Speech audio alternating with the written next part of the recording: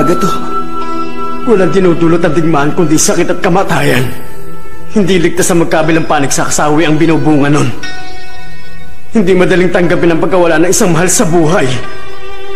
Lagi nating ibinubulong sa sarili natin na hindi sila maaaring mawala kailanman. Pero hindi yun kailanman mauunawaan ng henerasyon nyo dahil wala kayong kaalam-alam sa digmaan. Posibleng hanapin nyo ang kahulugan ng kamatayan. Pero sakit lang ang makikita nyo. At hindi magtatagal ang sakit na yun ang pagmumulan ng matinding galit at puot. Mga walang saysay na kamatayan. Galit at puot na panghabang buhay at sakit na hindi mawawala. Ang lahat ng yon ang kahulugan ng digmaan. Naruto, ang mga bagay na yun na binanggit ko ang haharapin mo pagdating ng takdang panahon.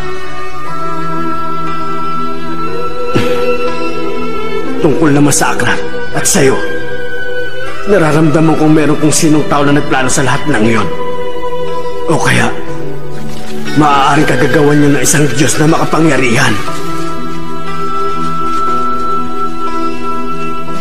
Mukhang tapos na ang mga kailangan kong gawin sa lugar na ito.